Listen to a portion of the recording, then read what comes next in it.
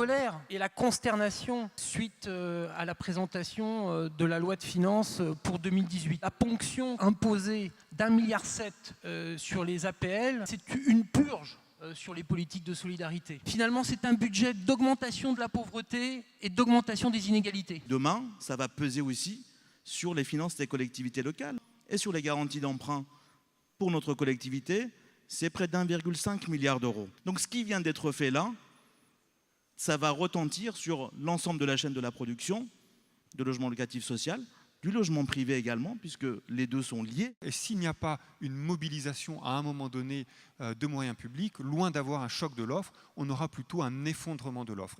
Cet été, parmi les annonces budgétaires, il y a eu la division par 2 des aides à la pierre de l'État. On va vers un désengagement total ou quasi total de l'État des aides à la pierre. Il n'y aurait pas une infirmière qui pourrait habiter à Paris, il n'y aurait pas une assistante maternelle qui pourrait habiter à Paris, il n'y aurait pas un policier qui pourrait habiter à Paris. Et si nous voulons que nos villes soient des lieux de mixité sociale, on a besoin de logement social. Et toutes les semaines, à Paris, nous recevons des délégations du monde entier qui viennent visiter nos logements sociaux et qui envient nos logements sociaux. Le mouvement HLM, c'est 150 000 rénovations sur l'ensemble du territoire. Les travaux, pour vous, pour le monde HLM, c'est 12% de l'activité du bâtiment. Pour la Fédération française du bâtiment, le débat sur le projet de loi de finances n'est pas clos. Aujourd'hui, baisser les APL comme cela a été annoncé, c'est faire porter aux locataires du logement social, faire peser sur les locataires du logement social des choix d'arbitrage budgétaire, comme sur les collectivités territoriales, que ne fait pas directement l'État ou que l'État n'a pas le courage de faire. Et en tout cas, il se sert des collectivités territoriales comme il se sert des organismes HLM pour en faire des variables d'ajustement budgétaire, pour en faire de simples curseurs. Et ça, je peux vous assurer qu'au niveau du Sénat, eh bien, ça ne passera pas parce qu'on sera extrêmement mobilisé. Toutes les mesures qui se cumulent et qui s'annoncent sont toutes des mesures unilatérales en faveur d'une minorité de Français les plus aisés.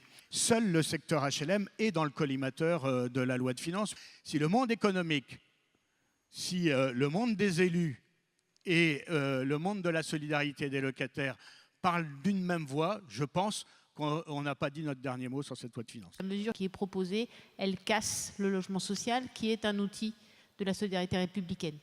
Moi, j'aime pas simplement me défendre, j'aime agir et j'aime penser l'avenir. Et je crois que le mouvement HLM, c'est aussi ça qui a fait qu'il a gagné pendant 150 ans. Et c'est ça que nous devons démontrer aussi dans ce débat. Il a été décidé au niveau national de mépriser les territoires. Demain matin, en Alsace, c'est un plan social de 3000 suppressions d'emplois dans le BTP qui va être lancé. 3000 suppressions d'emplois. Ce qu'on a sous les yeux aujourd'hui, ce qui se déroule aujourd'hui, c'est une captation brutale de nos moyens qui vient cisailler des programmes d'investissement, des engagements, ce qui va toucher bien sûr les entreprises, ce qui va toucher aussi les habitants et ce qui va toucher les collectivités territoriales.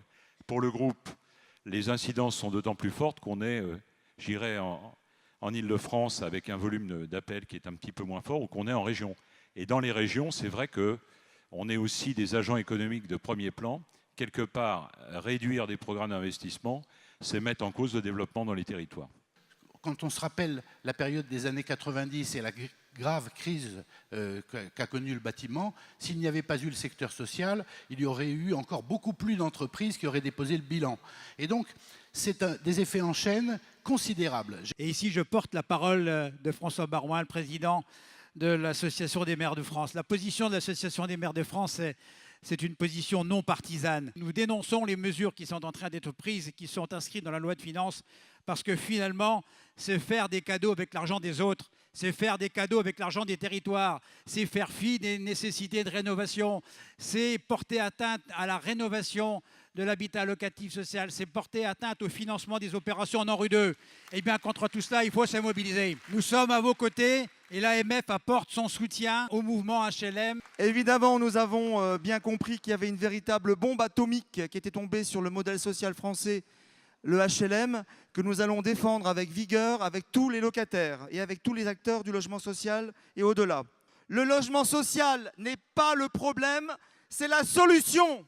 Une réforme est légitime quand elle a été annoncée clairement dans la campagne présidentielle et validée par le suffrage universel.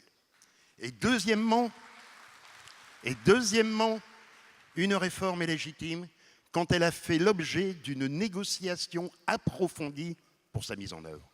Dans le cas précis de la réforme brutale, violente, rien n'était annoncé. Et les quelques échanges qui ont eu entre l'Union et les ministères où on nous a baladés ne sont en aucun cas des discussions et encore moins des négociations. Cette mesure, elle était légitime et c'est ça qui suscite notre colère. Nous avons tout mis en place pour aider ces familles qui demandent du logement social.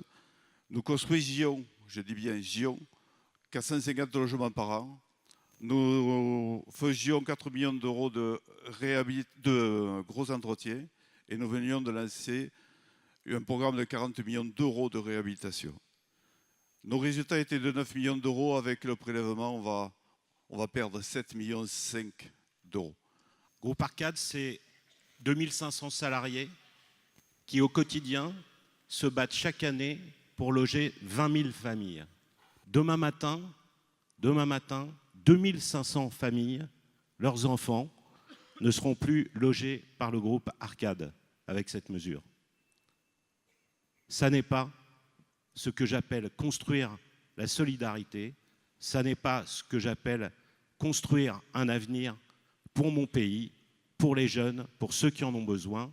Je suis profondément en colère. Où est la justice? Pour la CSF, il est évident que ces économies se traduiront par moins de construction, moins d'entretien, moins de présence humaine dans les quartiers. La CSF demande un retour en force de l'État dans le financement du logement social. Nous demandons à l'État d'être le garant d'un accès et d'un droit au maintien à un logement décent et abordable pour tous. Le logement en France coûte 41 milliards à l'État, mais rapporte à la collectivité environ 60 milliards. Dans la rue avec nous le 14 octobre. Venez nombreux. Nous avons légitimement le droit de dire que tout cela n'est pas acceptable parce que non présenté, non préparé et contraire à ce qui a été dit. Oui, nous, le logement HLM, dans CAP HLM, on avait pris la mesure qu'il fallait commencer à s'interroger sur le décalage entre le niveau de vie de nos concitoyens et leur quittance de loyer. Eh bien oui, nous, on veut réussir ce pari-là. Et pour réussir ce pari, il faut que nos organismes aient les moyens de réhabiliter. Cette ponction, elle va à rebours de la COP21, elle va au rebours de l'objectif d'améliorer la situation de nos locataires pour qu'ils payent moins de quittance de loyer. Donc, elle est extrêmement dangereuse pour l'avenir. Il faut le savoir que quand on fait du PSLA, donc du prêt locatif social à l'accession, il y a une durée de réalisation qui est assez longue. Et donc, les conditions de prêt que les personnes auront eues au moment du contrat de réservation ne seront plus les mêmes au moment de la levée d'options. On enlève 93% du territoire, les B2 et les C, ouverts au PTZ jusqu'à présent, et pour lequel on n'aurait plus de PTZ sur le neuf. On se retrouve avec une baisse aujourd'hui, calcul refait depuis hier soir, de 80 millions d'euros. C'est assez simple, c'est les fonds propres nécessaires pour 4000 logements, c'est l'équivalent de 2500 réhabilitations autofinancées, c'est l'équivalent de l'entretien, de l'exploitation de 30 000 logements. Finalement, il y a un autre grand perdant et on ne comprend pas l'équation, c'est l'État. On nous ponctionne d'un côté 80 millions d'euros et la perte de TVA va être de 168 millions d'euros. Où est l'équation économique? Où est l'intérêt de cette mesure? La FOC, elle, propose une solution beaucoup plus juste, qui serait, un, de réguler les loyers dans le privé, et deux, par exemple, en l'absence d'évaluation de toutes les dépenses publiques en faveur de l'investissement locatif privé, c'est de réorienter ces sommes vers le financement du logement social, ce qui éviterait à l'État de se désengager tant de la construction que de la rénovation. Le citoyen locataire, il a compris qu'il fallait qu'il contribue au déficit de l'État à hauteur de 1,7 milliard d'euros. Le citoyen locataire, il a compris que moins de ressources pour l'organisme HLM, c'est moins de construction, moins d'entretien. Le demandeur de logement citoyen, il a compris qu'il fallait qu'il attende encore plus longtemps un logement parce qu'il n'y a plus de possibilités. Et le citoyen locataire, il a compris depuis longtemps que malheureusement c'était un oublié à terme de la République. Cette loi de finances, elle est dévastatrice pour une grande partie de la chaîne du logement. La chaîne du logement, elle repose sur ce parcours résidentiel. C'est la disparition de l'APL accession qui est complètement supprimée à partir du 1er janvier prochain. Ce ne sont pas des mesures qui concernent une loi logement, ce sont des mesures qui concernent tout simplement des arbitrages budgétaires.